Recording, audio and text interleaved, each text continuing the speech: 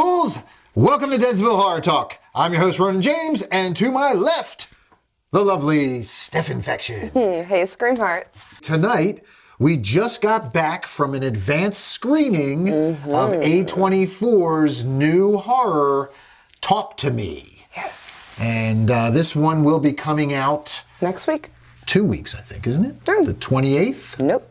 26th? 26th is well, the 26th will be the Thursday night screenings. That's actually Wednesday. Wednesday night? Yeah, Friday's the 28th. The 28th is the technical release date. So, but we got an advanced screening tonight. Big thanks to Fangoria and A24 for sending us some advanced screening passes to go and check it out. And yeah, we had a good time. Packed theater. Yeah. Yes, the theater was packed. So we will get to more of that in a minute. But before that, Steph Infection is going to be trying to kill a gnat the whole episode. So if you're watching us on YouTube, make sure you hit subscribe, like, comment on how she could kill gnats better.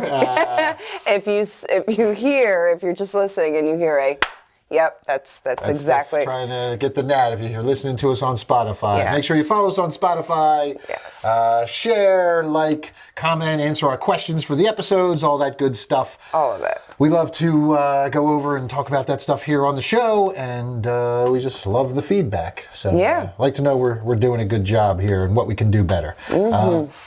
Speaking of us, a bit about us. How about us? I am the hashtag punk rock stuntman, Ronin James.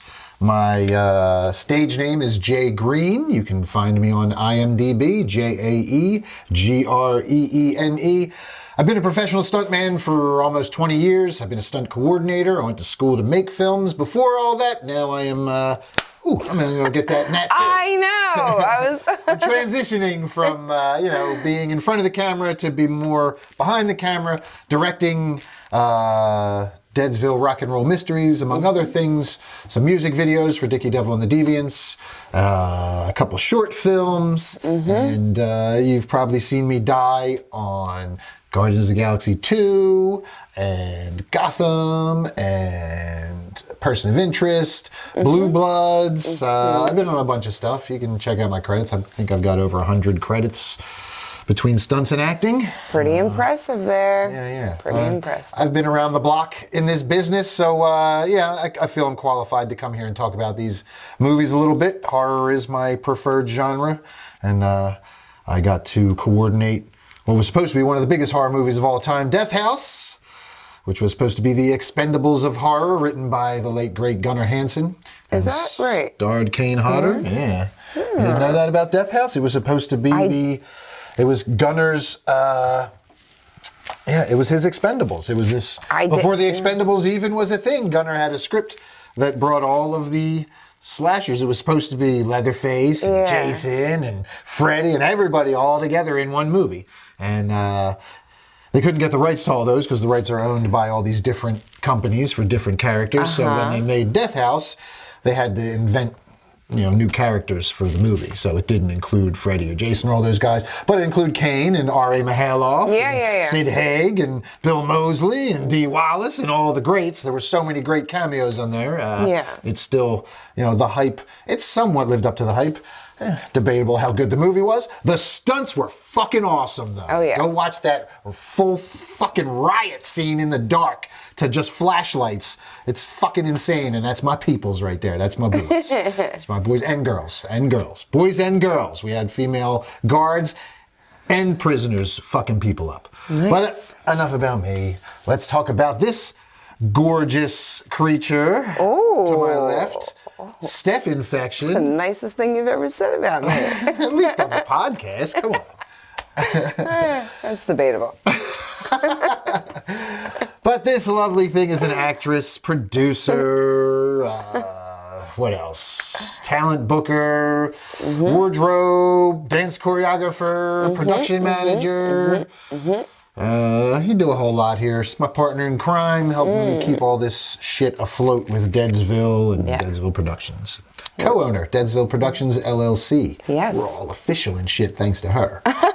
Because I don't do that paperwork stuff. That's her. Yeah. So. That I'll take credit for. You're like, I can't deal with this. All right. I'm talent, damn it. I'll call the lawyers. Here we go. Bookkeeping. So yes, thank you for all that. Oh, you're welcome. But yes, my partner here. So this is what we do now. We do this little podcast thing. We've been doing it for what's this, like episode 9 or 10, something like that. I should know that. We should know that, but we're getting up there though, and we appreciate. We're both after it now. Appreciate everybody that's listened. We are very close here on Spotify to monetize and qualify for ads. So you might start hearing some ads soon. That's all right. But yes, enough of that. Let's get on to why we're really here. Yeah. And for today's episode, we're going to go a little longer with our spoiler-free stuff because we're going to drop this thing tomorrow, hopefully, if I can get it all edited and rendered and uploaded and I don't have any problems. Then it should be up tomorrow. That has never happened, though. That has never happened. There's always been some kind of technical difficulty somewhere along the road. So we'll see. Hopefully it'll be out tomorrow, way before the movie comes out. So we want to let you guys listen to a good chunk of it. So we're going to make a much larger spoiler-free first take section today. We're going to focus a little more on that. And we will still do our digging deeper section, and we will give you a big. Yeah, it'll just be a little shorter. We'll let you guys go and watch the movie and stuff. And, and we'll talk more about what we're looking at here, and we'll try to give our impressions without giving away too much. So if you're listening, well, we're not going to spoil anything too much for a little bit. We'll let you know. Let's get to it, Steph Infection. Why don't you read that synopsis for us? All right, Ronin. When a group of friends discover how to conjure spirits using an embalmed hand, they become hooked on the new thrill until one of them goes too far and unleashes terrifying supernatural forces. Ooh. Yes. So, do we want to tackle that right off the bat, or do we want to? Yeah, we'll wait on that. We'll come back to that. Let's go to our writer, director, and cast. So the writers are Bill Hinsman, Daley Pearson, and Danny Phillipou. Danny Phillipou, if I'm saying that correctly, Phillipou? I don't know about that. Phillipou? I don't know. It looks like Phillipou to me. Phillipou. No, there's 2 P's. That's a. Phillipou. Danny and Michael Phillipou are the twin brother directors on this one. Danny also being one of the writers. And interesting story about them. They come from YouTube. Yeah. They what was their channel called? Steph Infection? Do you know offhand? Yeah, it's called. I'm going to say Rocka or something. It's Rocka. That's exactly it. Yes. And they've 2013 is when they started it, and they're kind of it's like short, kind of. It seems like I didn't actually watch any of it, but just seeing the titles of each of them, it looks like spoofs on different shows. Their biggest ones are like Game of Thrones versus Lord of the Rings. Ronald McDonald Takes Burger King. It's a lot of they had something with WWE, like a lot of wrestling and fighting things, but they're all 3-minute, 6-minute, 7-minute. The longest I saw was 13-minute little shorts. So for them to get this directing job. Yeah, this is their first feature, correct? This is the first feature. And they actually, I'm just going to interject a little trivia. They actually held out on something that they were offered,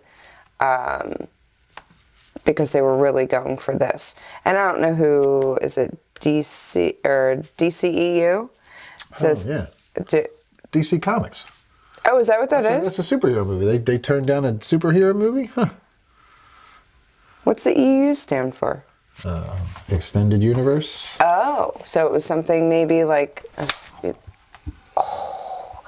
get it? I don't know. It's really annoying. Listen, we're killing gnats here. Yeah. It's fine. It's all fine. But it was a film in the DCEU, so in favor of having Talk to Me be their directorial film debut, they held out. Interesting. They turned down doing a DC film to do the one that... Well, it says turn down a chance. A chance to do it, yeah. So to do I don't one know that Danny wrote. Yeah, and this film went to, as I understand it, it went to some festivals. It was released in 2022, where it went to a couple festivals and won awards, and then it went to Sundance, I believe. Yes, and that's where it got picked up. Yep. And there was like a bidding war for it. Yep. Between A24. The preview screening was at Adelaide Film Festival, and then followed by the world premiere at the 2023 Sundance Film Festival. Okay. I remember reading, Universal Pictures. There was a bidding war with Universal Pictures and others, and A24 won the rights to distribute the film in the United States. So A24 is the one releasing it, and it's definitely a very A24 movie. Yeah, definitely. It has that feel. That feel to it. Yeah, I mean, it's definitely. I will say, since we're talking about directors, I know you're a director, I am not, but I felt like it did not feel. Like, hearing that these people are like YouTubers and short films, and this is their first, I thought it was very well done. Just like where the camera angles were, everything, how much time they spent on each scene, cutting, the jumps, everything. I thought it was done very well. I thought it was done very well too, with the exception of the pacing, and we'll get to that because I kind of started nodding off toward the end. Things kind of dragged a bit for me, and then when stuff was exciting, I was kind of already kind of out of it because it took a little long to get there. I felt. I thought you'd jump. I thought you'd fallen asleep. I felt that. Yeah, I mean, it was a really good setup, and I enjoyed it. I really enjoyed it, but I just wish the pacing would have been moved a little quicker. Certain parts, yes. I think I just felt like that was one thing that was the only thing I felt, like you said, like these guys did a really good job, and that would be the only thing where I could notice that they weren't as seasoned of directors, was the pacing of the film wasn't consistent, and there were parts, like, again, it wasn't like it was, like little parts where it dragged. It would like drag for a little bit, and then it would move a little bit. And then it might move a little longer, and then it might drag a little here. And it wasn't like, there was no like flow, even to when it gets slower. Like some movies will go fast and slow. You don't understand what I'm saying? Like sometimes you'll have a pacing where you'll have a lot of action, then you'll have a lull. And then you'll have some action, and then you'll have a lull. And it'll be like a rhythm to that. Even to the fast and slow. It just seemed like the pacing to it, that's why I kind of fell out of it. Because the pacing was off. Because they would have some action, and then they would really have like long stretches of slow, and then it didn't match the amount of action, I guess you would say, or scares, whatever it is. The adrenaline scenes, it didn't kind of, so the flow wasn't quite there. That was my only gripe with the directing. Otherwise, I was surprised this was their first. No, absolutely, because everything, it looked fantastic. I mean, and I'll definitely see what anything else they put out. Because, and another thing we can talk about real quick is this is shot all in Australia. The Adelaide Film Festival is in Australia, and it won there, and that's why they sent it to Sundance. But this was a Australian-made movie, and I guess we can jump to our cast now, since we're going to talk about Australia and some of the they're all Australian. Australian actors. Every single one of them. And I guess, I mean, I did not recognize anybody in this movie with the exception of one person. Yeah, me too. And that was our friend, the lovely Miranda Otto. Yes. From...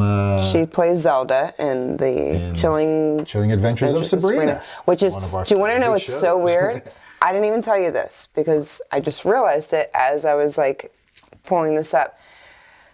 I had my Sabrina shirt on as I was getting ready. As I was getting ready to leave, and then I got... You changed it? I wore mine yesterday, actually. No, I literally got schmutz on it. Oh. I smushed my Sabrina shirt, and then that's when I ran into my mom when I went down I was like, hey, I'm going to go change my shirt.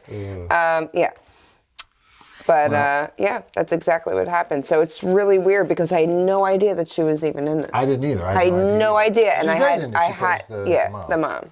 So she was really good. The rest of the cast is solid enough. I mean, I don't think there was really a bad actor in there. I thought Mia's dad was like a little. Yeah, I mean, he wasn't really in it that much. No. That's where and he was, it was very dark, every scene he's in. Yeah. I guess kind of But that's the only one that I was like, what was happening? Yeah, he wasn't that great. But I don't want to get into spoilers, but I think there was a reason they kind of did that, because it was a whole thing about the mom's death, and it was all kind of related to that. So, so yeah, we had Sophie Wilde as Mia, and she was annoying. Did you think so? Yeah. The character. I didn't think her as an actor was annoying. I thought the character was annoying, and she played it well. Like, she was kind of like, she kind of... Yeah, I didn't get I get, like, all right, so I'm going to sound a little cold here, but here we go. We always get these, and this isn't a great spoiler, because this is literally every you can't give any spoilers. movie. Don't give any spoilers. All right, I'm not going to go that route yet. We'll come back to it. We'll come back to Mia when we get into the light spoilery stuff, and I'll just say that, I just found her character, she's our lead, and she just, like... Why are you doing this? Why do you keep... This is obviously like... I liked her. I didn't find that at all. I didn't find her annoying. I found that she played the part well. I definitely found her annoying. I found her annoying as hell, because she's like... Oh, yeah. We'll get into it. All right. Later. Yeah, I kind of found her annoying. She's another one of these, like... she's like the anti-protagonist almost. like we wind up with them in these movies where you get annoyed at most people. I don't know. I think that these characters are written to be kind of annoying, so that if bad stuff happens to them, we don't care. Like, like if you watch movies like the new Wrong Turn, and like and even Bodies, which I fucking loved. Bodies. Another A24 movie. We'll have to review that sometime, because we didn't do a fucking one. No, we didn't do it. We should. But that's another one where, like, all the characters are so annoying that when bad stuff happens to them, you're like, yeah. It's like the same thing in slashers, where you just have these jerks. But I thought we were meant to like her until the end and not want anything to happen to her. So I don't know why you're even comparing that. I don't know, because I don't necessarily feel like that. I feel like the people who we don't want stuff to happen to are these other characters. To me, she's the one that keeps making these decisions to go further and deeper down the rabbit hole. All right, you're getting into spoiler stuff. I see it coming. That's why I like she's the one that keeps making the conscious decisions to do dumb shit, while these other characters are just like kind of goofing. Yeah, but there's a reason. I get it. But I felt like it was done so well, where like other movies, just you're like, why are you making that decision? Where every decision that she made, I was like, it made total sense. So it was, I could see why you would want to do that. If you're, sorry, did you get it? No. And this is like the undying nut. No, there's a bunch of them. And they're all in the fucking trash can probably. Right. Cut this fucking part. From the fucking cat food in the trash can. Let's keep fucking rolling. Just ignore them. Where were we? All right, so... So in addition to Sophie Wilde as Mia, we had Joe Bird as Riley, and he was pretty good. I thought he was really good. Yeah. I thought he was a cute young kid. Actor? Yeah, and he really played his role well. He was very believable. Yes, very, very believable in everything that he said. Mm-hmm. Yeah. Marcus Johnson, as you said, was Max, and... Jade was played his Riley's sister. Jensen. Yeah. Mm-hmm. She was okay. Alexandria Stephenson as Rhea, the mother. Ari McCarthy as Cole. Sonny Johnson as Duckett. Those are some characters in the opening scenes. Not really. I mean, but Haley's in it the whole time, and that's Zoe Tarakis, yes.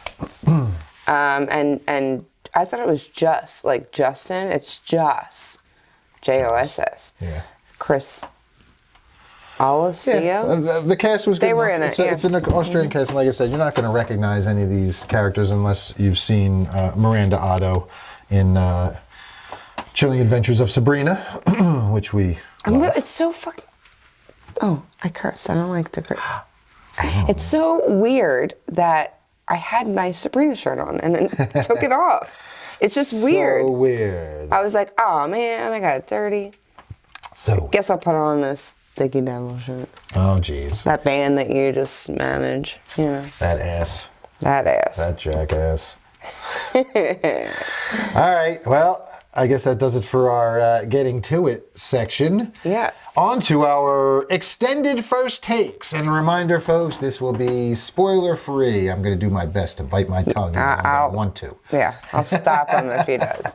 Here we go. First takes. Steph and Fiction. My first take. Well, going to give you a quick one, and then I guess we'll go a little bit back and forth. I enjoyed it. It kept my interest mostly. It was a little slow at parts. I do agree with you there. Some of it was extremely, like the jump scares, I thought really got me at times. Even just sounds. And this is not like spoiling, but just like random doors slamming or whatever, you know, like things that were not even. I was jumpy just from the storyline. Yeah, it puts you on edge pretty early on. Yeah. So I was already there, and I appreciate that it did it so quickly. So I liked it. I thought it was a kind of different take on the whole.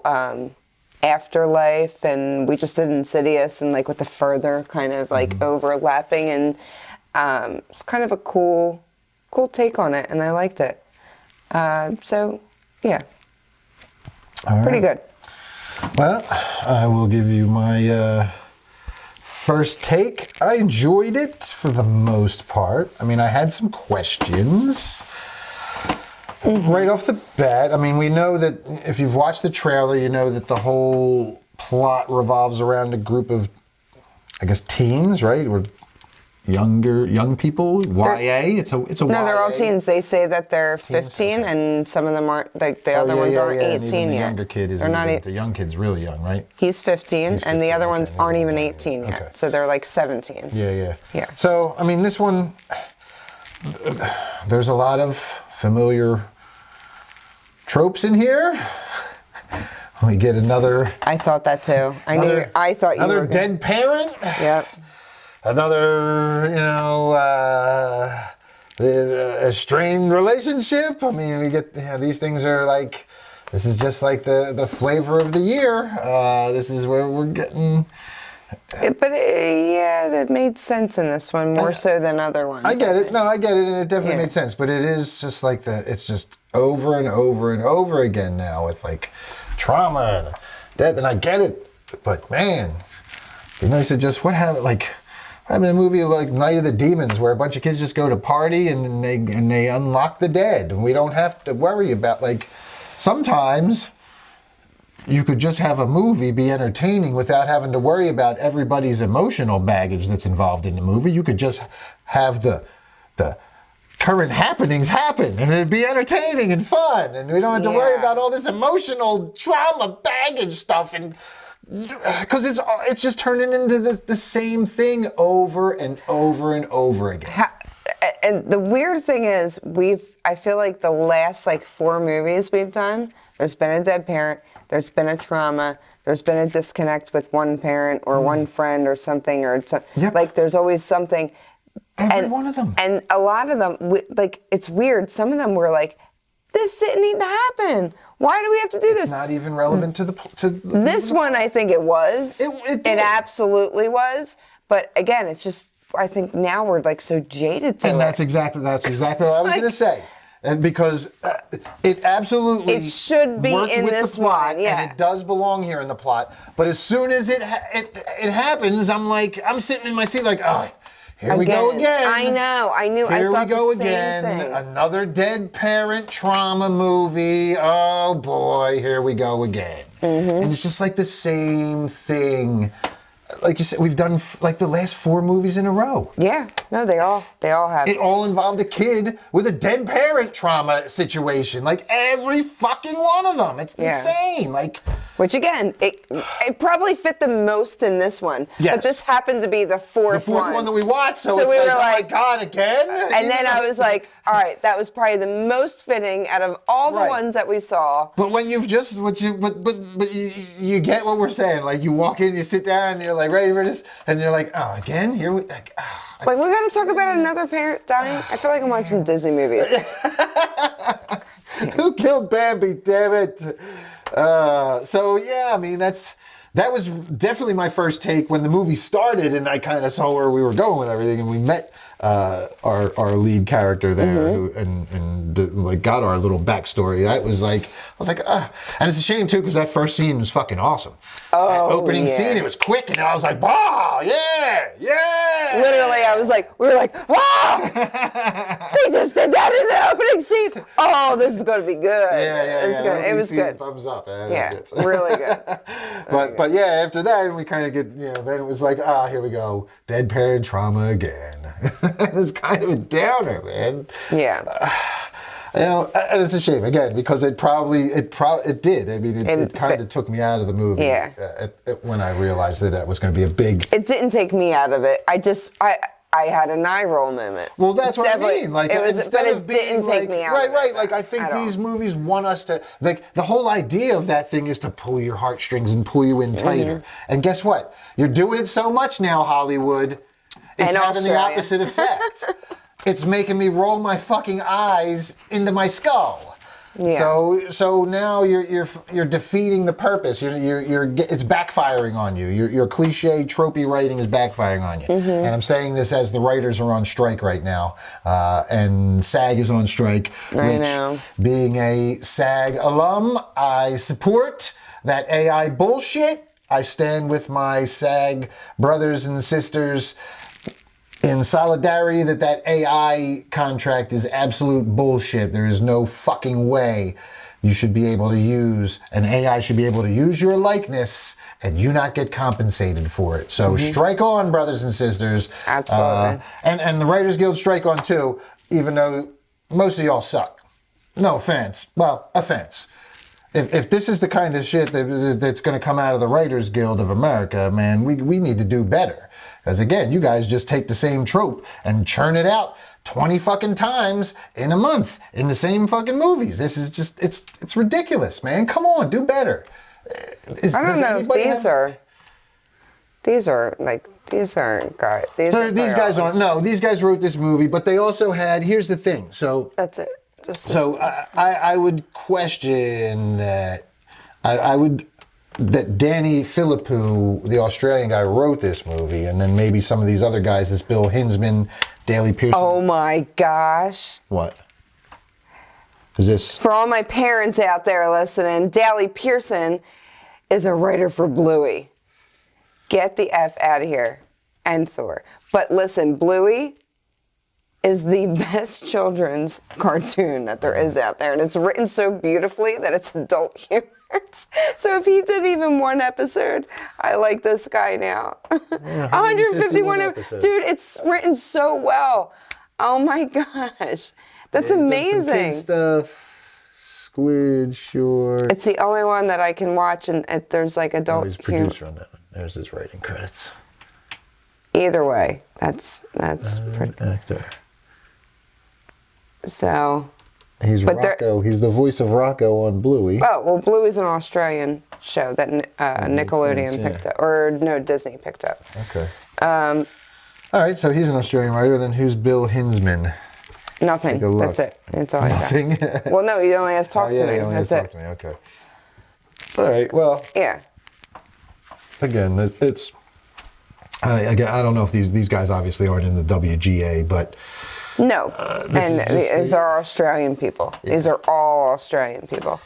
Yeah, but my thought still stands on the Writers Guild, though, man. Do better. Stop using these tropes over and over again. I know it's what's in right now is trauma and all that stuff, and exploring trauma. But I think the thing is, get something else. We get a little variety. I feel like like when we go into anything with the supernatural realm, you always need that character that needs some, like, is trying to connect to. We did Insidious last week, and if anyone remembers, like, the third one, it's like she just wants to talk to her mom, and and then we have, what's the other one with it? We just did with the Light and the Flame. Like, they're all trying to, like. Man, I get it, but you got to have somebody that has some type of an emotional connection to the other realm, I guess. No, because they're going to make emotional decisions rather than rational decisions. I get it. So, and that's when shit goes haywire. So I feel like that's the easiest way to write. It works in, like you said, but there's other movies that we keep seeing it in, and it doesn't need to be there. They just throw it in because that's what's hip right now. That's what's cool. That's what everybody wants to talk about is their trauma. And they want to relate through trauma. Everybody's got posting it all over the fucking social medias every fucking day. I have trauma. People are going to hate me. We all have trauma, you fucking assholes. Say it louder. Some of ours. So anyway, let me finish my first take here. I definitely recommend seeing this movie. It was, again, you don't get enough horror in theaters, and we're starting to get a lot more of it. And it's starting to kind of dominate the box office. It's really recently. Every week it seems horror like comes out. It's like bang, it's right up there. Insidious was right up there, and maybe it's because it's July. Yeah, the summer horrors. Yeah, I guess. And we got more stuff coming too. But yeah, this one I recommend seeing it when it comes out. These guys did a decent job for their debut directing, and yeah, it's kind of funny at parts too. It is funny, and it's a very, like you said, it's a different, interesting kind of original idea. Yeah. I mean, the whole idea of having this mummified like hand, and they said it was from a. Wow, they don't say that until a little bit in. And that's spoiler, so I won't say it.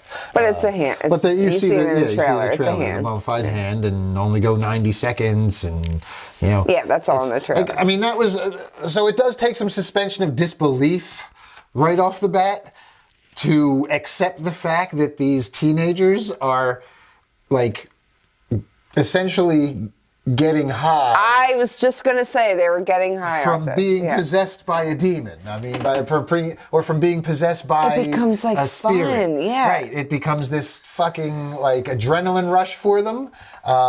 That's a really weird concept. But I understood it. I remember being a kid doing the dumbest things in high school, you probably topped me, and you can't even think back because there's so much stupid stuff that we've done that just to get a high.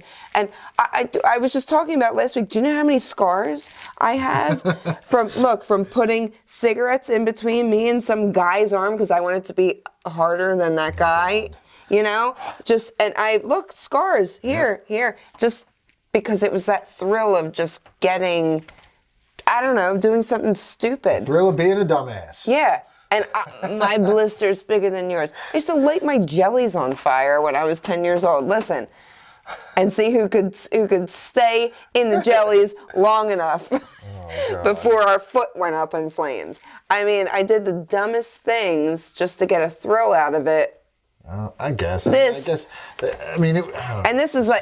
me saying stuff like without drugs, like you're just like you did dumb stuff. Yeah, I guess. This would be.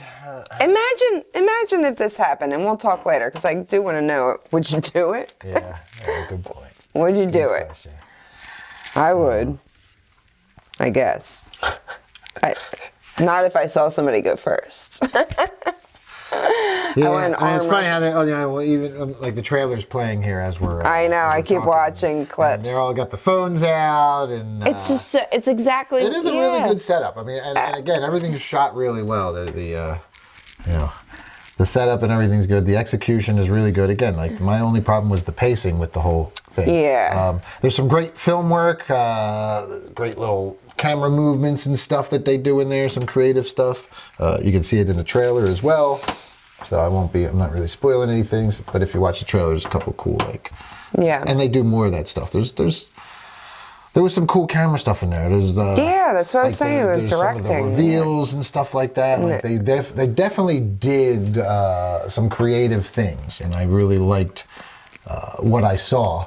I just felt, like I said, things could have moved a little quicker and more consistently through the duration. But overall, it really was good.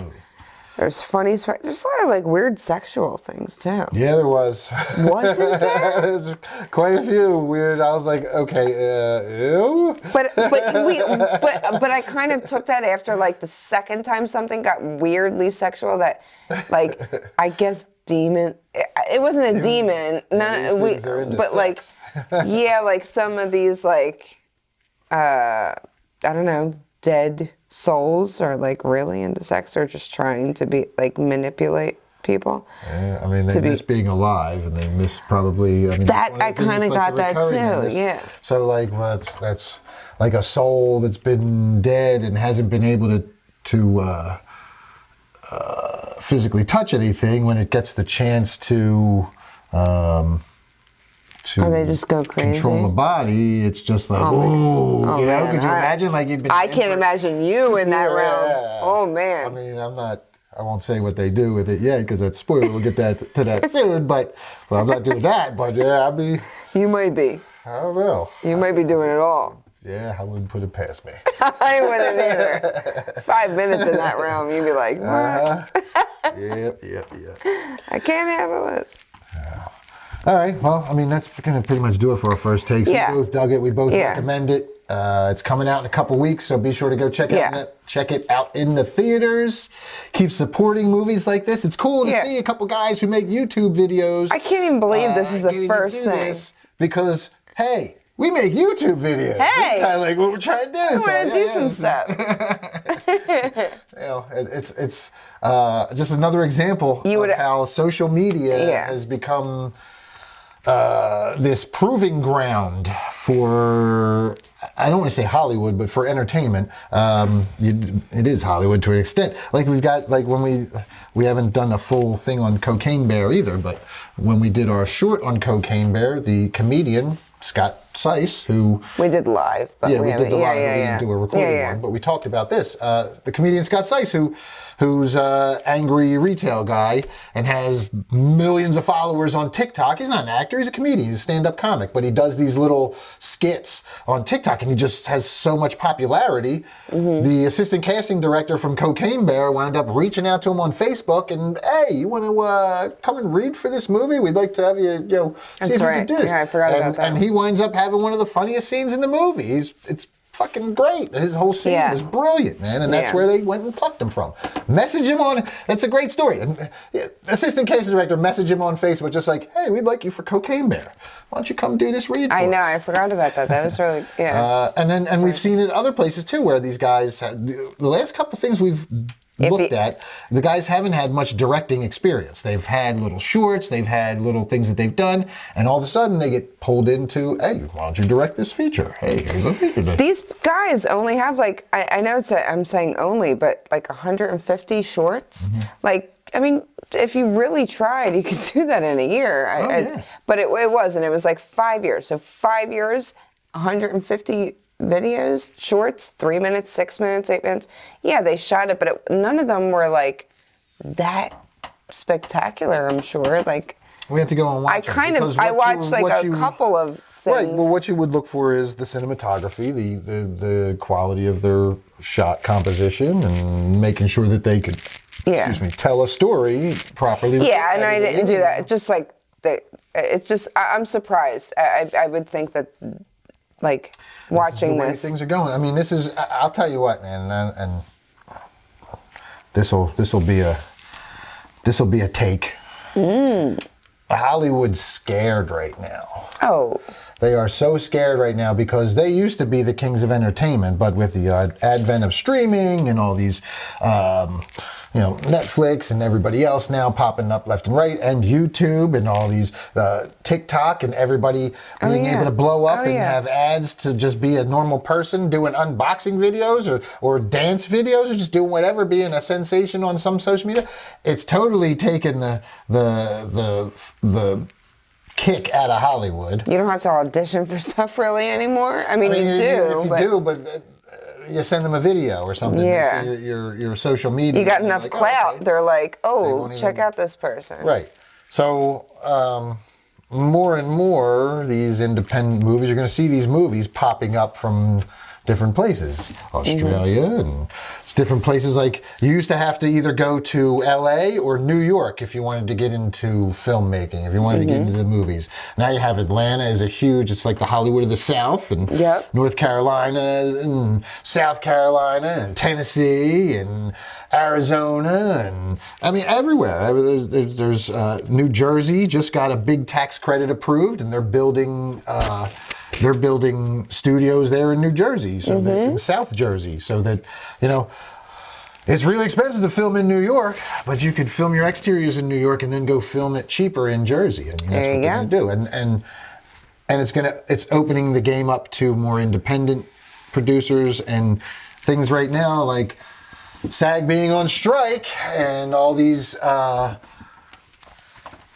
streaming outlets like Hulu and Netflix, and not necessarily Netflix because I think they have a deal with SAG, but stuff like, you know, Hulu and Peacock and, you know, Shudder, especially Screenbox, some of these smaller apps, they can't even afford Hollywood studio movies 9 times out of 10. Oh, no. The Shudder exclusives and originals are little independent movies that get picked up. So now's the time to be that independent content creator, filmmaker, director. Just get shit out.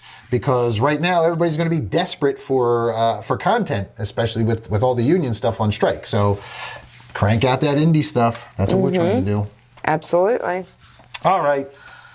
That being said, it's time to dig deeper, Steph Infection. Shovels! Woo! The shovels! Dig! Dig on your side of the crypt.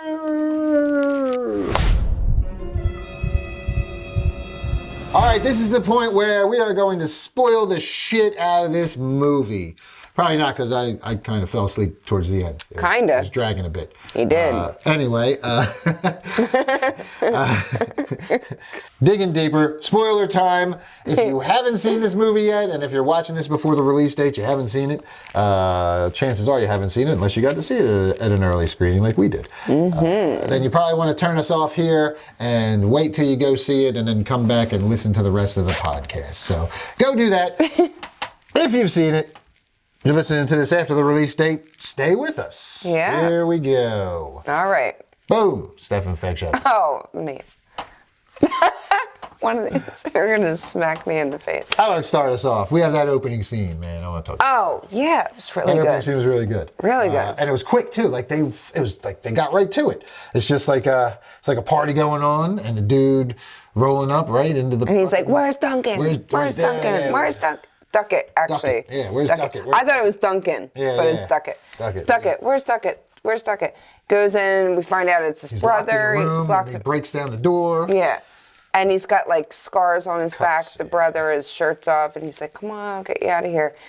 And then we cut to, he's walking him out, and everyone's got their phones up. And that's the whole thing, like the whole movie, it kind of like highlights how kids are more, they care more about like having their phones up to record what's happening rather than like care for somebody, which I kind of got that like, you know, throughout the entire movie.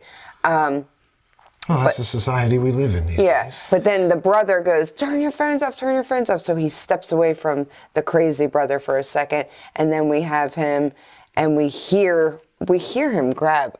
You can hear it grab the bottle, and then you just see him come up. It was a knife, wasn't it? No, it was a bottle. It was a beer bottle.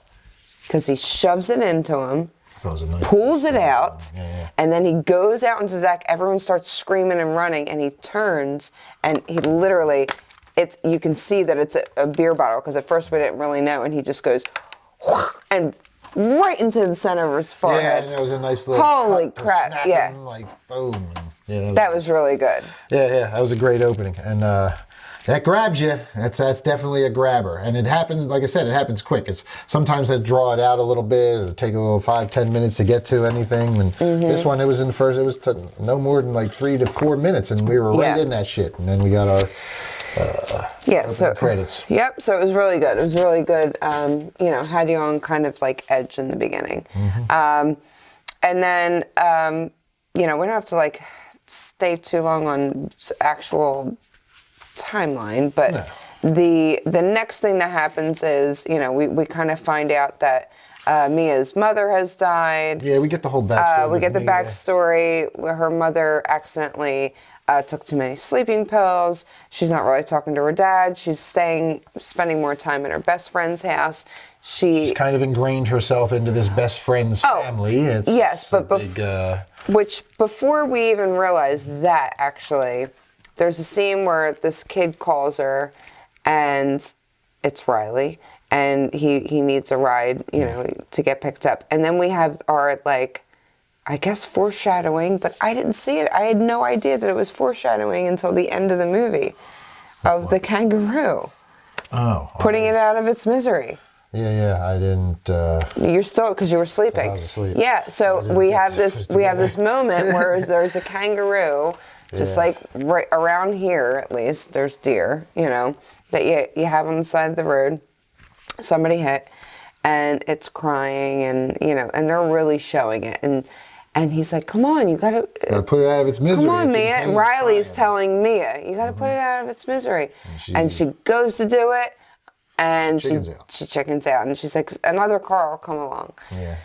So she goes back, and she goes back to the house because she doesn't want to go home. Her mom just died, I guess, within months, and she doesn't talk to her dad.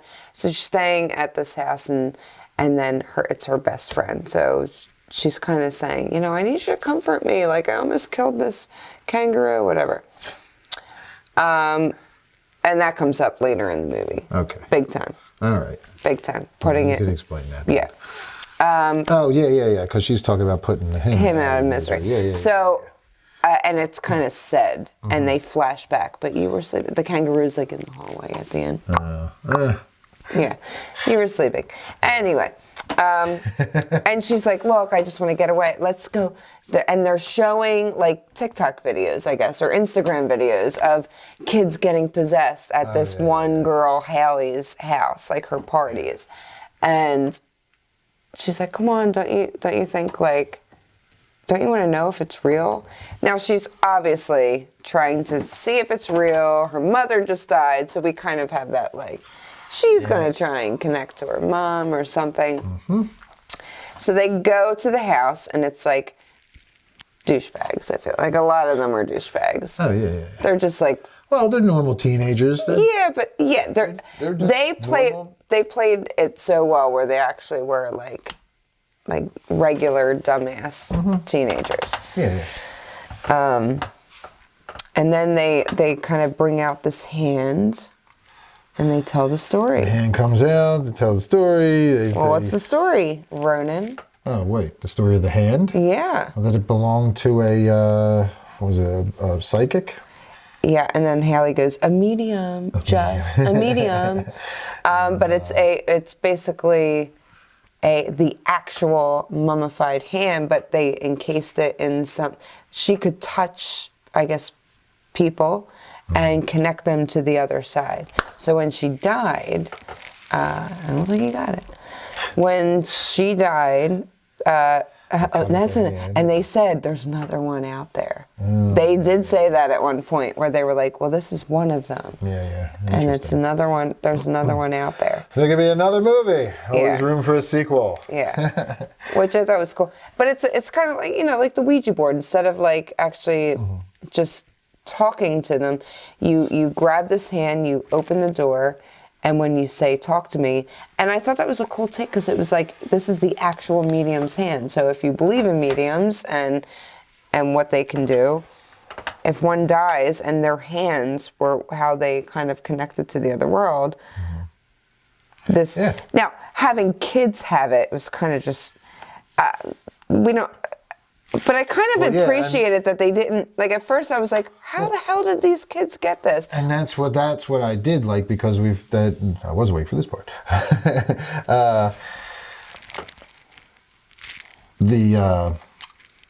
What, at the end of the movie? Well, when they tell you, then you realize that they got it from Duckett.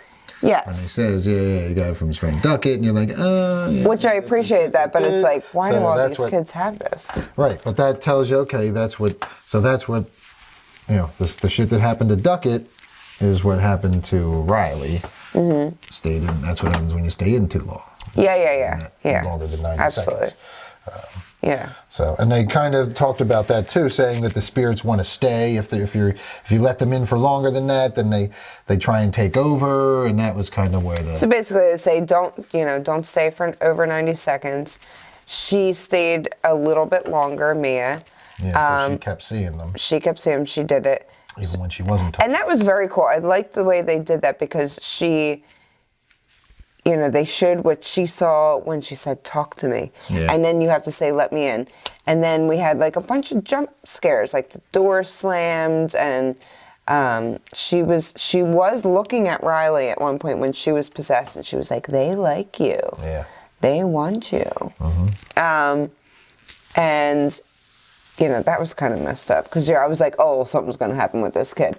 I did not see, I did not see what was actually going to happen to him happen. I thought that was the most intense it was very disturbing. Scene.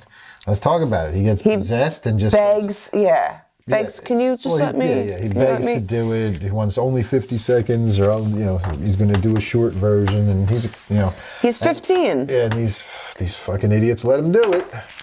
And, he gets possessed, and then starts smashing his face. But the thing is, everything. Well, no, before that, the reason he stayed longer is because he started talking as her mother. Right. Which made her not want to lose the connection. Which I still think is messed up, because now that we know the end of the movie, that probably I still think that was her mother. Right? Do you think it was? I don't know. I don't know the end of the movie. I fell asleep. So, okay, so when he gets possessed, he starts talking. He's like, Mia, he goes, I would never hurt myself. I never wanted it. Oh no, I guess maybe it wasn't, because then we know that. Wait a minute. I don't know. Now I'm confused. Yeah. Well. So she said that, which makes Mia go, don't stop him yet. Like, don't take the hand. You have to disconnect the hand. So she stays longer thinking it's her mother, and she's like, it's my mom. And then all of a sudden, his head goes back, and you see him going, they should have just grabbed that hand out of him then, because he gets back. And we're like watching his head back, like, what's going to happen to him? And then he just slams his head into the... Then he starts trying to pull his eyeball out. Then the chair goes out of the way. Then he slams into the window. And then he goes down and he starts like... He starts slamming his head into the mantle of the fireplace. His face is mangled. Just destroyed his face. It's pretty brutal to watch. God, I was like... That's the thing. Some of this stuff in this movie, it's like soul bending. Like, you're like, oh my God, I can't even watch this. Yeah. So now she's seeing things, and I was going to say too, real quick, the kid, he did a really good job acting, because when he does when they first sit that kid down, he takes the hand and he says, talk to me. Like, that's the thing that we've learned now, is that when you say talk to me, whoever's holding the hand, the spirit appears. Oh, yeah. You see it. And we see, like, when we first go at the girl, Mia, she's like, ah, and we see the first spirit that she sees, and she jumps, and everybody else laughs, because they all know what's going on. They all know what she just saw. But when Riley sees it, like, they don't even show you the spirit. They just show you his face. Yes. And it's just like sheer fucking terror. Yes. He sees this fucking, whatever it is that's sitting across from him, and you just know this kid is is shitting a brick right now, and it's just like, and he did such a great job. A great job on that little, just that little moment. But it was a great fucking job to convey that like terror in his face. That and it just stays on him for like a couple seconds. It's good. It's like there's no cutaway to something else. It's just on him. Good job by the actor. Yeah, he was really good. And then even like his just like, you know, like breathing and everything. Joe Bird. Excellent job, Joe Bird. Yeah. So, sorry, I didn't mean to interrupt. I just want to give him his props. No, just he was, and then smashes his face all up. And so then we you know, fast forward to they're all in the ICU. But that moment after he did that, his face in the ICU was fucking but awesome, even before the ICU, when he did that, they show his face in before he swells up, which I thought was great. They show it when he smashes it. And then you hear like almost like ears ringing. She's walking out. She's looking at her hands with the blood. And it's like this moment of you hear the panic in the two that brought the hand. Let's get our story straight. But it's very low, but you're still focused. They're like in the background. And I thought that whole scene was kind of done well, where they you know, she's walking out like, I can't even believe this just happened. This is my fault, kind of thing. So then we're in the ICU, and they show him eventually, and his face is so swollen, and it looks excellent job on the prosthetics. Yeah, it was really good. That was really excellent. Yeah. Yeah, they did a lot really well. That was another part of it, was the makeup effects. Like when they turned, when these kids got possessed, it was cool the way it had like the dirt. Yeah. Brought like the blood vessels and shit but it was like black all around the mouth and eyes. And they all did. The sclera lens eyes and shit. Like it was, it was a good little, good little effect. They did a nice job with the makeup and prosthetics and all that stuff in this one. So then she, you know, she's not really welcome there because the mom thinks she gave him drugs, whatever. So Mia leaves with her best friend's boyfriend. Okay, so they leave. Who used to be her boyfriend? They held hands once in 7th grade. Yes, and she felt his heartbeat through hands. Yes. That was your favorite part, right? Totally. Yeah. I didn't see this coming. But we kind of need all that set up where you kind of think that maybe they still have a thing for each other and whatever. So because before Riley gets possessed, he does it, and that's when he starts looking at his girlfriend, Mia's best friend, and saying, and he's possessed, and he goes, oh, he doesn't like it when you touch him. He doesn't like it. You make him soft when you touch him. And then he starts looking at Mia and starts feeling himself, falls over, and then starts making out with the dog. This is all right before Riley. Yeah. Because then is when, and we should have touched base on this before Riley. He starts literally making out with the dog. Poor actor too. He had to later actually make out with the dog. Well, I don't know what they did. So then he runs out, but then he comes back at some point. But they go, no cameras. Put the sex dog out in the hallway.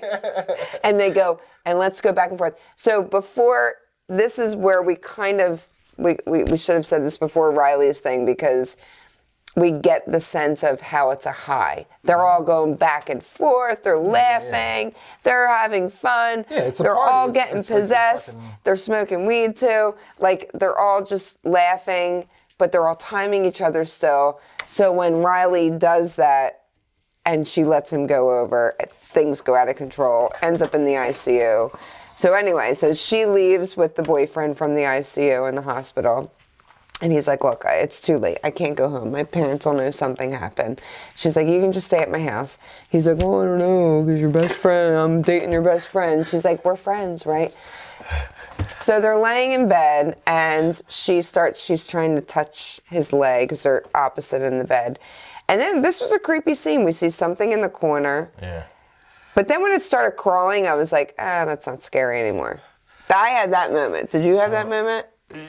Yeah, well... It was creepy, and then it wasn't creepy. Dude, what's funny is I just had this conversation with Maddie about that gag with the shadow in the corner of the room. Yeah. Because there was a movie, I think it was a short, and I can't remember what it was called, but if anybody knows this or it sounds familiar, please comment or email us and tell me what it was called. But there was this short where this girl, she would have like night terrors and she would wake up. And you ever have like that thing? It looked like a pile of clothes or something, or the outline of a chair. Yeah, stuff like that. Yeah. So I had to see a dream therapist because of it. This girl, like, she wakes up night and sees this thing at the bottom of her bed. And she's like, and screams and turns the light on, and it's a pile of clothes on the chair. Poltergeist? Oh. No, I'm saying that happened in Poltergeist. Oh, did it? Yeah. Well, did this happen? She turns the light back out, goes to sleep, hears something, looks back, and she's just staring at the thing for a minute, and all of a sudden it slowly starts to move. No, I saw that though. That's a movie. Yeah, and unravel into like a creature. I thought it was the remake of Poltergeist. Was it? It might have been. Because it was in The Clown. The Clown was in the original. I thought the remake had the pile of clothes. It might have been. I don't remember. I can't remember. Listen, I need to. I think I'm right on this. I do. That's where I think remember I'm right. that, and I was telling, and I was literally just, me and Maddie were talking about this the other day about gags like that with the shadows playing, using darkness and all that kind of stuff, and. Lo and behold, we go in, and I'm sitting there, and they fucking used it. It's a pile of clothes. They used the gag, and I was like, oh, they used the gag. Well, they do that in a lot. Oh yeah, I know, but that was like. But once it started crawling, like I like, and look, even though we expected, I kind of was expecting more of a jump scare. I think from that, it started crawling, and then when it came forward, I was like, that's not that scary looking. It's just this old lady, or like a larger I don't know, dead woman. But then she goes up to the boy and starts sucking on his toes. Yeah. And Mia's standing back going, wake up, wake up, wake up. Well, then when he wakes up, she's sucking on his toes. Sucking on the toes. So I was like... and he's like, hey, get off me! Which came up later in a comedic way where he was like, well, when it's kind of weird. Yeah, we were sleeping together. And she was like, you were what? And he's like, he was sucking on my toes. She was sucking my toes. Well, it was kind of awkward. She was sucking my toes. Like it was the little comedy parts were written well too. They just came out of nowhere. So yeah. All right, so let's keep this thing rolling. Yeah. Here, so and then there's another scene where we kind of find out that Riley's doing better and they're kind of washing him. And then he falls into the shower. He basically is still possessed, and he starts trying to kill himself again. Trying to kill himself, and that's the whole thing. Is they're trying to. So, and then we have another scene where Mia goes into a trance, and the ghost mom shows her Riley, and he's in this purgatory, and his flesh is being peeled off by all these fucking demons and shit, and all these other wraiths or whatever, and we get. So she thinks she has to basically kill him to save his soul. Him out of his misery. Yeah. And ending scene, there's a lot of different jump scares. We don't have to go through each one. It was done, a lot of them were done well. We see her get this epiphany and she's at his bedside and with the kangaroo from the beginning and the blood dripping, and her mom says something like, you gotta kill him. So she steals him from the ICU, wheels him down to the freeway, and they're kind of standing there, and you were sleeping, and I think this is what woke you up, because I was like, oh, she's gonna grab his hand and say, what's the saying? Talk to me. Talk to me. Get in me. Come in. Get in my belly. Take me. I don't know. Whatever. This is all sexual. I don't know. She says something. Whatever she says, whatever the saying is, I was like, oh, she's going to do this. She's going to put the demon in her body, or the dead person, and then she's going to kill herself. Ain't no way she's just rolling this kid into the freeway in a wheelchair. We don't see any of that. I think that's our assumption, because I thought this was a really cool scene. We cut away and we see the sister running up, and then all of a sudden we see like the curve of the cars, and there's like a truck pulling a trailer and a car and like a man and woman, and they just, you see something hit their windshield and they crash into like the wall. I did see that, yeah. And then it was done really well, because they're like, oh, the airbags go off and everything, and then we look in the street and we see her laying there. She stands up. We see the sister holding the kid Riley. Then we cut to the hospital, and we see her kind of yelling their names. Cutting to seeing Riley awake, laughing with his mom and sister.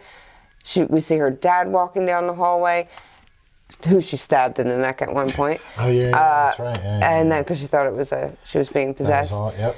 And then we see them leaving. So it's kind of like a very quick, like, what happened after. We all knew she was dead, at this point. And then it goes dark. So it's like a sixth sense kind of. Yeah, She's kind of walking around through the world. Yeah. And taking inventory of everything now, but she's dead. But once her storyline, I felt like, ended with Riley leaving the hospital, all the lights go out, and it's complete darkness. And she's like yelling for people's names. Her dad, don't leave me. And then we see this flame, and she walks up to it. And then it's kids in like Brazil or something with the hand. And we're assuming the other hand, because I think she was going to destroy that. It's definitely not that one. Australia, I don't know. It's in a different country. They made a point to show that it was a different language. And the kid's sitting there, scared shitless. Yeah. Well, he's scared shitless because she just popped up. He says, talk to me, and boom, she was there, dead her. And she's still all cut up, and her fingers are all bent from being hit by a car. Yeah. And I thought that was really cool. It was a great ending. It was a great ending. It was a very great ending. To put her in the hand. I mean, yeah.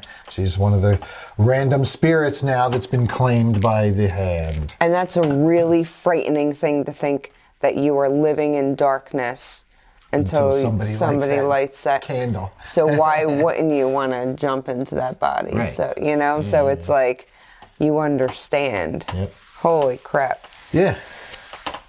Yeah, and that it's kind of mind. It's definitely a mind fuck. Yeah. They would call this one elevated horror, but I'll just call it a good horror movie. Yeah. Yeah. It was there was a lot of good scares in there.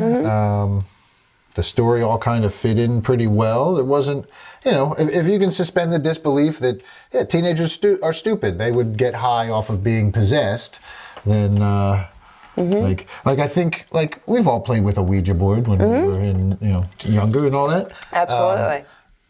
So let me ask you, like... Shit, I did, like, seances. I mean, like, with my girlfriends. We all kind of knew Ouija Bloody Mary. We tried to work, right? Yeah. So, like, if the Ouija board would have worked, would you kept doing it? Totally worked for me. I don't know what you're talking about. Really? Yes. Light as a feather, stiff as a board always worked, too. That never worked for me. Oh, that definitely worked for me. Yeah. But that's just your vibrations from all your hands. At any rate, if a Ouija board possessed somebody... Totally possessed me. All right, you know what? I'm going to possess you in a minute. Right to the moon, Alice. That's right. You're not allowed to say that anymore. Oh, not whatever. Right, Ralph Cramden. You'd be canceled. Totally. Cancel that Ralph Cramden. I know. And that Fred Flintstone, too. It's all right if I say it to you, right? You're my Alice. Yeah, you're allowed to. You're a woman. You can. I'm your Alice. You can bang zoom me to the moon. Yep. Okay. This is different. Taking a turn for the dark over here. Right, cut that last little bit. Oh. You don't have to. Well, we'll see. All right. We don't have a rant on this one. I'm not going to rant, man. No, we're good. Everything is good. We don't have to really do much more. Nope. We've done some trivia and stuff like that. Yeah, there's not a whole lot. Final thoughts, real quick? Yeah, my final thoughts are, I thought it was good. I would definitely suggest seeing it in theater. I think it would obviously hit a lot more. A lot better than, yeah, get that nut. And yeah, it was good. Like overall, really, really good. Not the best, not the worst. It's kind of just like a good horror film, but some of want to give it a rating from 1 to 10? 1 to 10? Yeah, go 1 to 10. Where would you put it? 6.9. Of course you would. But that's real. Yeah. I'm thinking like a 6.5 or a 7-ish. Yeah, that's about where I'm at. See, you're at 6.9 too. Yeah, something like that. Yeah, I mean,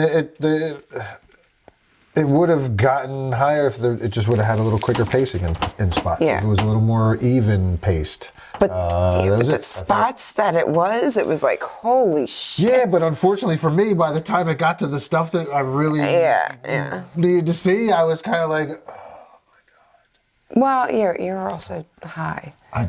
Yeah, but that doesn't stop me from, I don't know. And doesn't full stop me from belly. making it through a movie. I know. I think it was good. I think it caught us right away. Mm-hmm. I think the writing was great. I thought the camera angles were great. Like, things were just great about this. Yeah, I don't know. It was good. Final thoughts. Go see it. I definitely recommend it. Yeah, and I definitely expect to see more from these. And even twin paying brothers. in the movies. Like, I would suggest, and I will tell you, I would suggest seeing it in the theater. Yeah, it's definitely worth a theater watch. Mm-hmm. And like I started to say, I expect to see more from these two brothers, Danny and Michael Phillipou. Yeah. They did good with this. I want to see what they're going to do next. Same. Hopefully it's going to be some more horror. Yeah. Yeah, I think they really, like, this was, like, fresh and original. I really thought that it was a good, kind of newish idea. Yeah, it's going to be influenced by stuff like Ouija and these kind of supernatural, talk to the other side, possession kind of movies. Mm-hmm. But I thought the use of the hand was cool. I thought the 90-second rule, like, I thought they set up some really cool rules to this. And didn't spend too much time in those. And didn't do too much. They just kind of let you kind of figure it out. Like again, you're jumping in with this girl, and she's going to find out for the first time it's real or not too. So it's very natural the way the rules unfold. It's almost like, when you have like an action movie where this new guy on the SWAT force gets introduced, and you kind of learn everything through his point of view. Yeah. You meet the rest of the team through him, and that's kind of what we did here. We kind of, we see everything unfold through her eyes, and we kind of learn everything, and it happens quick, like you said, so you don't kind of lose interest or anything. It's just like, oh, what am I trying to keep track of all this convoluted rules and shit? No, it's pretty cut and dry. Mm-hmm. So, yeah, it was good. It was definitely a good movie. Go see it in theaters, and check out their YouTube channel too. I'm going to check out Raka YouTube channel and see what some of their shorts are like. Yeah, definitely. Especially since they're only a couple minutes, I can just pop on when I'm on the crapper and watch a couple. Yeah, you can. I'll watch it by myself. On the crapper? No. You should watch it on the crapper. It's the best place, so I do my best thinking. I know, you call me. I'm a genius. I'm a genius, and I'm pooping. Yeah, that happens actually quite often. No, it doesn't. Yeah. Okay, it does. All right, well, yeah, we both enjoyed it. Go check it out in theaters. The new A24 Talk to Me by Danny and Michael Phillipou. Yeah. I like saying that. I know. Phillipou. I'm probably pronouncing it wrong as fuck, and they're probably like, I hate you, Ronin James. And they're twins. Oh, no, they're Australian, so they'll be like, hey, mate, I hate the way you say my name. Yeah, crikey. They definitely hate you. Especially when they hear that accent. Yes. Crikey. All right. Okay. Well, before we get out of here, any mailbag this week? We do not have nothing in the mailbag. No. Well, come on, guys. Give us some mailbag. Yeah. What's that address, Steph Infection? It is deadsvillehorrortalk@gmail.com. Subject, mailbag. Write us. Mailbag. Yeah. Mailbag. And you can get a little dance from this guy over here. Send us your little dance. Send us your mailbag dance. Not your dick. Don't send your penis. God damn it, I will come and cut it off. Well, that's... On that note, we're going to wrap it up. Just like you should wrap it up and practice safe sex. I'm sorry, it just segued right in there. It just I knew it was coming. Like, I could hear even, like, the beginning of your sentence coming out, and I'm like, I know what the follow-up statement's going to be. I just know it. Yes. Oh, my God. It just writes itself sometimes, Steph Infection. I can't help it. I know. It's a problem. Genius. It is a problem. Are you tearing my poster with your giant back again? Man, you're crimpling it. Crimpling, is that a word? Crimple? You're crimpling my poster! Your giant back! Listen, this chair hurts. I need something to lean on. Crumple is what I meant to say. Crinkle. You're crinkling and crumpling it. You're crimpling it. I just invented a word, yo. Crimpling. Sounds like a hair technique for mid-80s. Sounds like a tasty cake, kind of. And at both. All right, we're going off the rails here. It's a late night. It's been a long day. Way too late. We're going to wrap this one up. Thanks, everybody, for tuning in to Deadsville Horror Talk. Make sure you subscribe, like, comment, shoot us a message on the mailbag. Tell us what you thought of this movie and what we should check out next. We got some more stuff coming up. Some Cobweb, and there's another A24 movie called like Medusa Prime. We will see. And yeah, a couple other ones coming up. So yeah. All right. It's going to do it. Stay spooky, fiends. Bye, Scream Hearts.